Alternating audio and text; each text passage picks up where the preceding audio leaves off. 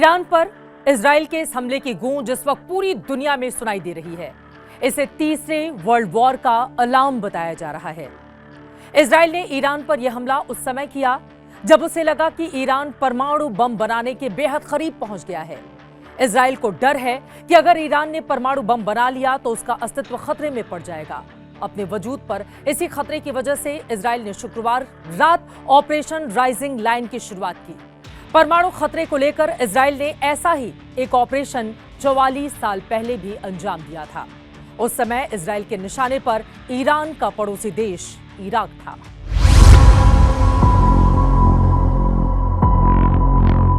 वो महीना भी जून का था।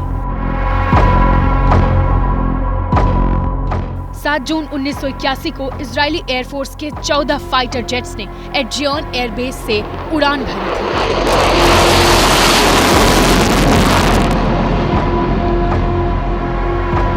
इजराइल के लड़ाकू विमानों ने करीब 1100 किलोमीटर दूर बगदाद के नजदीक इराक के ओसेराक न्यूक्लियर रिएक्टर पर हमला किया था।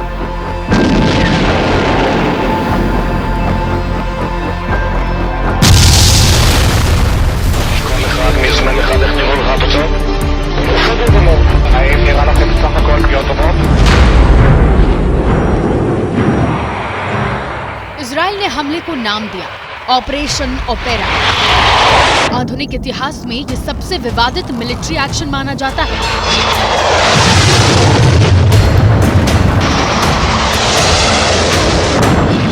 सत्तर के दशक में इराक की सद्दाम हुसैन सरकार ने अपने न्यूक्लियर प्रोग्राम को तेज किया था। 1976 में इराक ने फ्रांस के साथ एक समझौते पर हस्ताक्षर किए। फ्रांस सरकार ने इराक को ओसेराक नाम का 70 मेगावाट का रिएक्टर देने की मंजूरी दी थी। वैसे तो आधिकारिक रूप से इराक के परमाणु कार्यक्रम का मकसद परमाणु हथियार बनाना नहीं था, लेकिन इजराइल के खुफिया अधिकारी छानबीन में इस नतीजे पर पहुंचे कि इराक परमाणु हथियार बनाएगा और इससे इजराइल का वजूद खतरे में पड़ जाएगा। इसी के बाद इजराइल ने 8 F-16A फाइटर जेट और उसको कवर बैकअप देने के लिए 6 F-15A विमानों को तैयार किया।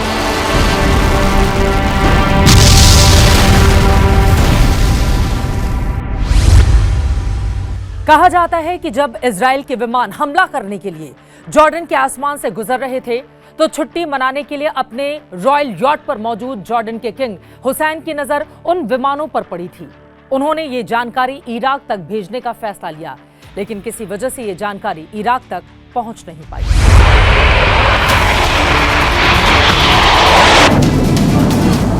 इराक के समय के मुताबिक शाम 5:35 पर F-16 लड़ाकू विमानों ने 5 सेकंड के भीतर बम गिराया।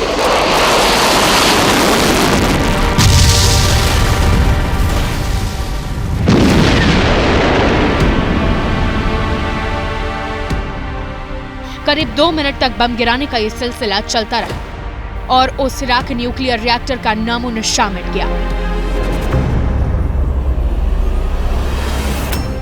इजराइल के सभी विमान सुरक्षित अपनी सीमा में लौट गए। इस ऑपरेशन की वजह से इजराइल की दुनिया भर में काफी आलोचना हुई, लेकिन उसने परवाह नहीं की। इस अभियान के बाद इराक की परमाणु महत्वाकांक्षा कभी पूरी नहीं हो पाई और अब 4 दशक बाद एक बार फिर इजराइल ने इराक के पड़ोसी देश ईरान को निशाना बनाया है। 1981 में इराकी न्यूक्लियर प्रोग्राम को तबाह किया था और 2025 में ईरान के परमाणु ठिकानों पर जोरदार हमला बोला है। भले दशकों बीत गए, लेकिन दोनों ही मौकों पर इजराइल ने अपने पड़ोसी देश के परमाणु कार्यक्रम को अपनी सुरक्षा के लिए बड़ा खतरा मानते हुए सैन्य कार्रवाई की। इजराइल ने साफ संदेश दिया है कि वो अपने पड़ोस में परमाणु हथियार नहीं बनाने देगा, भले ही उसे अकेले क्यों न हमला करना पड़े।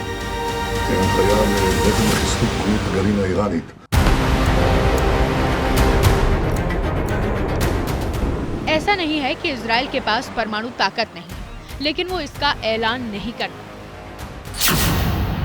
इजराइल के पास करीब 90 परमाणु बम हैं, जबकि ईरान के पास करीब 8 से 10 एटम बम बनाने की क्षमता। लेकिन इजराइल ऐसा किसी कीमत पर होने नहीं देना चाहता। लिहाजा इजरायली सेना ने ईरान के परमाणु ठिकानों को पूरी तरह से बर्बाद करने के लिए ऑपरेशन शुरू किया और उसके निशाने पर ईरान के सुप्रीम लीडर खामेनेई हैं। का फतवा है कि हम बम नहीं बना सकते, इस्लाम ने हमें इजाज़त नहीं दी है। हम जो पब्लिक के लिए जो जैसे बिजली बनाते ही है, इस तरह की चीज़ों में हम इसको इस्तेमाल करेंगे, लेकिन सिर्फ बहानेबाजी की जा रही है उसको ख़त्म करने की, क्योंकि अकेला ईरान है जो इसराइल के ख़िलाफ़ खड़ा हुआ है, अकेला ईरान है जो अमेरिका के ख़िलाफ़ खड़ा हुआ है। ईरान बाकायदा दिखा चुका है पूरी दुनिया को, मगर अमेरिका और उसके हमनवा ममालिक पूरी तरीके से ईरान को ख़त्म करने की प्लानिंग कर रहे हैं और परमाणु बम का सहारा ले रहे हैं। मेरे ख्याल से ये बिल्कुल गलत है। ऐसा नहीं है कि ईरान हमले के बाद चुप बैठा है। परमाणु ठिकानों पर इजराइल के हमले से बौखलाए ईरान ने इजराइल की सुरक्षा का मजबूत कवच माने जाने वाले आयरन डोम को भी बैलिस्टिक मिसाइलों से भेद दिया। तेल अवीव की ये तस्वीरें इसकी गवाही दे रही हैं।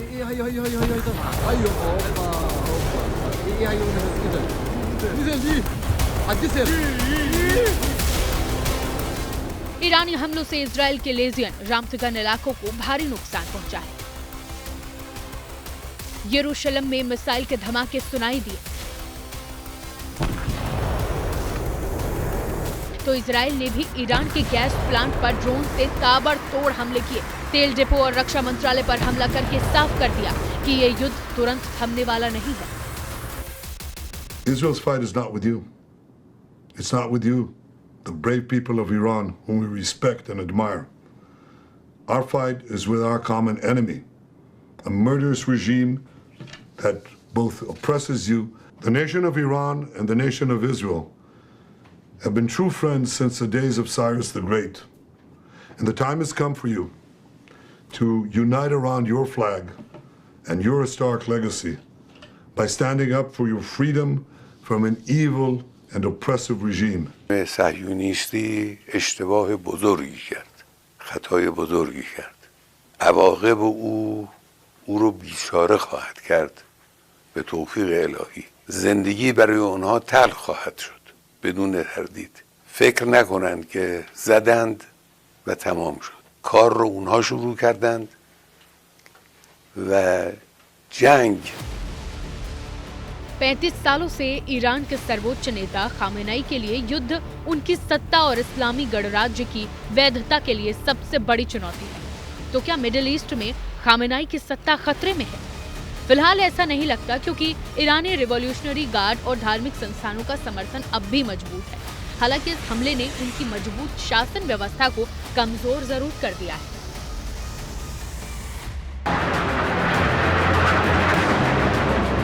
न्यूयॉर्क टाइम्स की रिपोर्ट के अनुसार ईरान के अधिकारियों ने कहा कि सर्वोच्च नेता अली खामनेई की 36 साल की सत्ता के लिए यह सबसे निर्णायक क्षण है। उनके सामने एक तरफ इजराइल पर जबरदस्त पलटवार का विकल्प है, जिससे पूरी तरह से युद्ध छिड़ सकता है और जो उनकी सत्ता खत्म भी कर सकता है, क्योंकि पूरी तरह युद्ध की स्थिति में इजराइल के साथ अमेरिका और दूसरे पश्चिमी देश भी शामिल हो सकते हैं। वहीं दूसरी ओर उनके सामने युद्ध में पीछे हटने का भी विकल्प है, जिसे ईरान और पूरी दुनिया में हार के तौर पर देखा जाएगा। इजराइल तो यहाँ तक दावा कर रहा है कि ईरान आतंकियों को परमाणु हथियार दे सकता है। We had information that this unscrupulous regime was planning to give the nuclear weapons that they would develop to their terrorist proxies. दरअसल ईरान और इजराइल की ये दुश्मनी आज की नहीं है। ईरान में इस्लामिक क्रांति के बाद जब इस्लामी गणराज्य की स्थापना हुई, तभी से ईरान यहूदी देश इजराइल को शैतान मानता है और इजराइल को अवैध और कब्जा किया हुआ देश मानता है। 80 के दशक से ही ईरान ने हिजबुल्ला और फिलिस्तीन के आतंकी संगठनों को समर्थन देना शुरू किया, जिससे ईरान और इजराइल के बीच टकराव की नींव पड़ी। दशकों से दोनों देशों के बीच प्रॉक्सी वॉर, क्षेत्रीय प्रभुत्व और आतंकवादी संगठनों के जरिए संघर्ष चलता रहा है। लेकिन पिछले साल इजराइल ने सीधा मिलिट्री एक्शन शुरू किया और इस बार युद्ध भीषण शुरू हुआ, जिसमें कोई भी रुकने को तैयार नहीं है। ईरानियन लोगों को मैं जानता हूं और बहुत रेसिलिएंट है, और नेतन्याहू ने कहा रेजिम चेंज होना चाहिए। मेरे ख्याल से अगर नेतन्याहू ये करता है तो रेजिम को और सपोर्ट मिलेगा। इस हमले ने ईरान के एक्सिस ऑफ रेजिस्टेंस को कमजोर तो किया है, जिसमें सीरिया, हिजबुल्ला, हमास जैसे संगठन संयुक्त रूप से पश्चिमी देशों खासकर अमेरिका और इजराइल का विरोध करते हैं। और ये हमला ऐसे वक्त हो रहा है जबकि सीरिया में असद शासन खत्म हो गया। हिजबुल्लाह और हमास को इजराइल काफी चोट पहुंचा चुका है। ईरान ने पिछले 30 सालों से अपने पिट्ठुओं को पश्चिमी एशिया में अलग अलग जगह पर बैठाया हुआ था, चाहे वो हमास हो, चाहे वो हिजबुल्लाह हो, चाहे वो हूती हों या बशार अल असद की सरकार हो सीरिया में। इज़राइल ने पिछले 20 महीनों के लड़ाई में इन सब को मुंह की दिखा दी है और वे ईरान की रक्षा करने में, इज़राइल के ऊपर सीधे कोई हमला करने में सक्षम नहीं है। तो इस वजह से ईरान अलग थलग पड़ गया है। और जब बारी ईरान पर हमले की आई तो इजराइल ने जो प्लान बनाया वो ईरान की सोच से परे था। ईरान के वरिष्ठ सैन्य अधिकारियों से बातचीत पर आधारित न्यूयॉर्क टाइम्स की एक रिपोर्ट के अनुसार इजराइल के हमले को लेकर ईरान का आकलन गलत साबित हुआ। ईरान के अधिकारियों का कहना है कि उन्हें उम्मीद नहीं थी कि इजराइल इतनी जल्दी हमला करेगा। उन्हें यह लग रहा था कि इजराइल ओमान में रविवार को होने वाली अमेरिका ईरान परमाणु वार्ता के दूसरे दौर के बाद ही कोई कदम उठाएगा। इस बीच इजराइल लगातार हमले के संकेत दे रहा था, लेकिन ईरान के अधिकारियों ने इसे मनोवैज्ञानिक दबाव बनाने की कोशिश बताकर दरकिनार कर दिया। नेतन्याहू ने कहा था पहले कि अगर ईरान अमेरिका नेगोशिएशंस से कुछ होता नहीं है तो उन्होंने मिलिट्री एक्शन लेगा। वो तो मेरे ख्याल से ईरान को मिसलीड करने के लिए था। अधिकारियों के मुताबिक इजराइल के हमले की रात मिलिट्री कमांडर सेफ हाउस की जगह अपने घर में रुके, जो घातक साबित हुआ।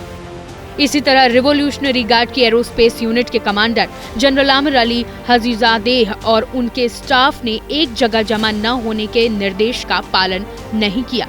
उन्होंने तेहरान के एक सैन्य अड्डे में इमरजेंसी बैठक की और उसी दौरान इजराइल ने इस सैन्य अड्डे पर हमला कर दिया। इजराइल ने जिस तरह से अपने गुप्तचरों के द्वारा सूचनाएं इकट्ठी की हैं और सेना के 3 बड़े अधिकारियों को ख़त्म कर दिया है, 20 से ज़्यादा मध्य कोटि के अधिकारियों को ख़त्म कर दिया है। इस चीज़ का ख़तरा बढ़ गया है कि वो ईरान के सुप्रीम लीडर को भी ख़त्म कर सकते हैं।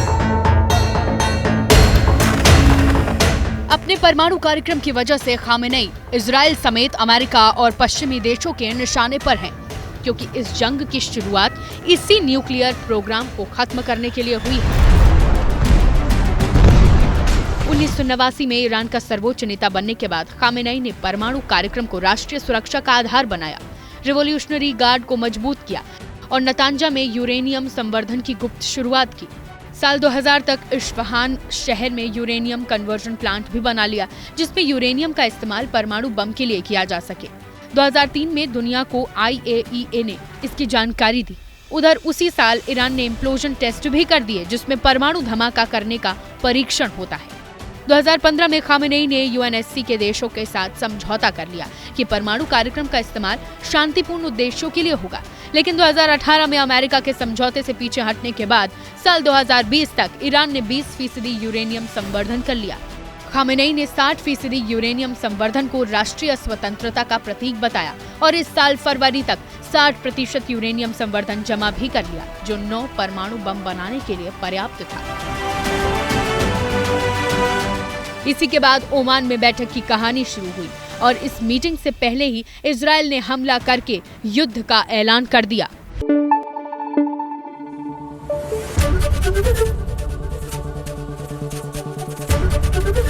ABP न्यूज़ आपको रखे आगे।